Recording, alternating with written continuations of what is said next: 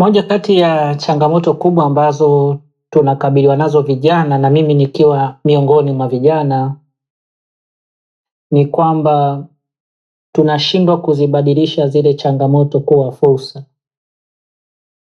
Kuna changamoto nyingi ambazo zinatokea katika maeneo yetu, lakini tunashindwa kuzibadilisha zile changamoto kuwa fursa. Badala yake sisi tunakuwa sehemu ya watu wanaolalamika badala ya kuwa sehemu ya watu ambao tunatakiwa kutoa majibu. Jaribu kuwaza, mimi nakumbuka zamani wakati kwenye miaka ile ya mwanzoni mwa 2000 nilikuwa naishi Kimara. Kimara kulikuwa na changamoto sana ya maji. Kwa hiyo wengi miongoni mwetu vijana tulikuwa tunalalamika kwamba maji hamna. Lakini wakawepo vijana ambao walipoiona ile changamoto waliibadilisha kuwa fursa. Wakaanza kutumia hiyo changamoto kwenda kuchota maji na kuja kuyauza kwa watu. Wakawa wanajipatia pesa, lakini vile vile wanatatua changamoto ambazo zinawakabili wengine. Kwa hiyo inategemeana na mtu namna unavyokaa, unavyojiweka. Kuna wengine ambao wanalitazama tatizo kama changamoto lakini wapo watu ambao wanatazama tatizo kama fursa. Kuna watu ambao wameanzisha, kwa mfano, watu ambao wameanzisha uuzaji wa maji kwenye chupa hizi. Wakati ule Dar es Salaam kulikuwa na changamoto ya maji, na unajua jiji letu la Dar es Salaam wakati mwingine kunakuwa na joto kali. Kwa hiyo watu wakawa wanauza maji, yakapata jina kipindi hicho, yakawa yanaitwa maji ya Kandoro. Lakini baadaye akatokea mtu mwenye akili ambaye aliona kwamba kwa nini watu wauziwe maji kwenye mapaketi?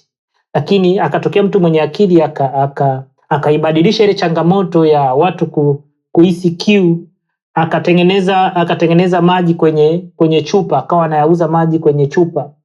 Na baadaye ili soko la maji likaboom Dar es Salaam. Watu wengi sasa ikawa ni mazoea, ukifika mahali wananunua maji, na yale maji ya Kandoro yakaondoka. Ni kwa sababu ya akili ya mtu mmoja ambaye aliona kwamba kuna changamoto ya watu wanahitaji maji wanapokuwa kwenye shughuli zao za kila siku, hawezi kurudi nyumbani kunywa maji.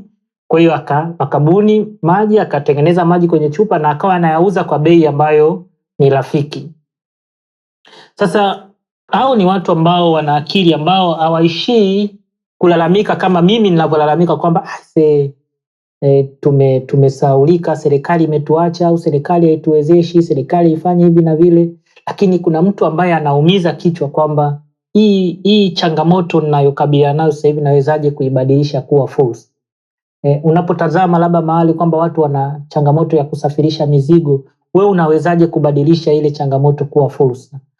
Unapokaa labda nyumbani unatazama, unaangalia labda kuna watu ambao wanataka kupata bidhaa zao, lakini kutokana na majukumu walionayo inakuwa ni vigumu kwao kwenda Kariakoo.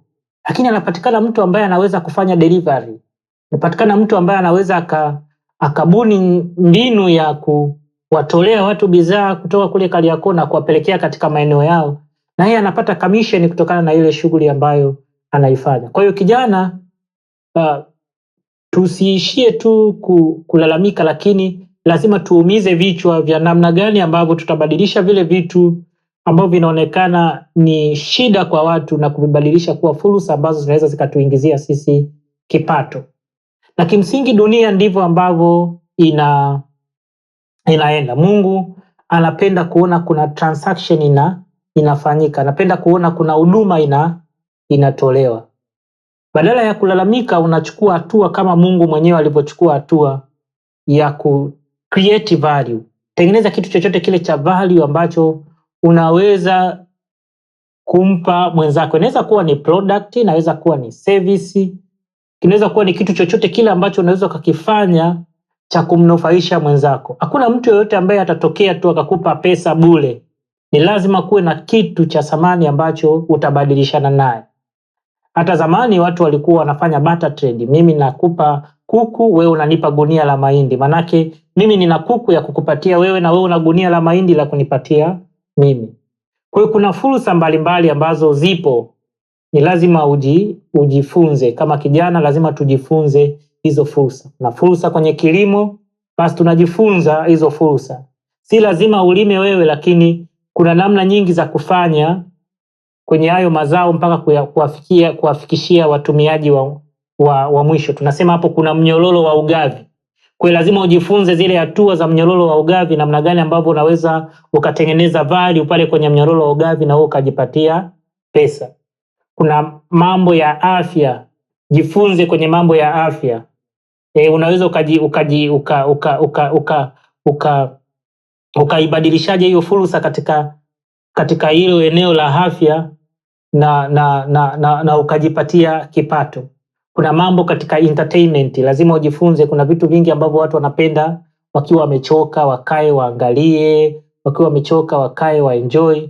Jifunze kwenye entertainment, soko la entertainment linahitaji vitu gani. Tunaona labda vijana wengine wanafungua mabanda ya TV, wanaonyesha maonyesho mbalimbali, wanajipatia kipato kutokana na yale mabanda ya TV ambao wanakuwa wameyafungua. Lakini vile vile kuna fursa mbalimbali labda kwenye uvuvi, kwenye ufugaji. Unaona, lazima mtu ukae uumize kichwa uone kwamba kuna kitu gani ambacho ninaweza nikakifanya kikaniingizia kipato, badala ya mimi sasa Joshua kulalamika kwamba sina pesa. Natakiwa nitumie akili kwamba ni namna gani naweza nikafanya ili nikaweze kujiingizia pesa, badala ya kumlalamikia mwingine kwamba ndiye anayenisababishia mimi niwe hivi. Mimi natakiwa ni take initiatives. Kuna skills nyingi ambazo mtu unaweza kujifunza. Kuzungumza, unaweza kujifunza communication skills, namna ya kuzungumza na watu, namna ya kubondi na watu, na kupitia kule kubondi na watu mawazo yako yakapanuka, au wakati mwingine mkashirikiana na wale watu ukaweza kujiingizia kipato kwa namna moja au nyingine kutokana na ushirika ambao unakuwa nao na wale watu wengine. Kwa hiyo kuna fursa nyingi ambazo kijana tusiishie tu kulalamika. Joshua, nisiishie tu kulalamika, lakini natakiwa nichukue hatua. Kama kuna maarifa ya msingi ambayo natakiwa kuyasoma ili niweze kubadilisha zile changamoto kuwa fursa, basi nichukue hatua nisome. Kuna ufundi ambao labda natakiwa nisome ambao naweza ukaniletea kipato, nichukue hatua nisome huo ufundi, hata kwa kozi fupi nisome. Kuna vijana wengi wanajifunza labda kutengeneza sabuni, kutengeneza keki, kutengeneza vitu mbalimbali ambavyo vinaweza kuwa na vya thamani kwa watu wengine. Kwa hiyo hizo zote ni fursa ambazo zinakuwepo, unaona.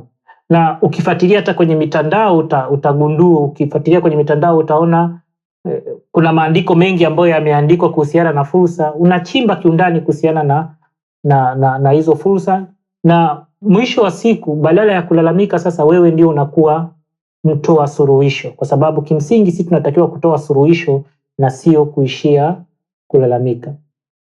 Kwa hiyo kwa vijana wenzangu ambao yamkini hawajajaliwa kupata labda ajira, hawajapata fursa hizo za kuajiriwa serikalini au kwenye taasisi hizi ambazo zisizo za kiserikali, si wakati wa usimlaumu mtu yoyote, lakini tumia kile ulicho nacho hapo kukigeuza kuwa fursa ambayo itakuingizia kipato. Hakikisha tu kwamba unatafuta maarifa, unatumia kile ambacho unaweza kukifanya kwa njia ambazo ni halali, kuhakikisha kwamba unajitengenezea kipato, kwa sababu hakuna mtu yeyote ambaye atakuja kukuokoa, hakuna mtu yeyote ambaye atakuja kukukabidhi wewe kwamba kukabidhi wewe burungutu la pesa. Mtu atakukabidhi wewe burungutu la pesa pale ambapo ataona umetengeneza kitu cha thamani ambacho kinamfaa. Ni kitu gani ambacho unaona ni cha thamani? Jifunze na hakikisha kwamba unakigeuza hicho kitu kuwa fursa. Bila shaka umenielewa, na endelea kwa pamoja nasi katika vipindi vyetu hivi mbalimbali hapa Mech Media. Asanteni sana kwa kunisikiliza.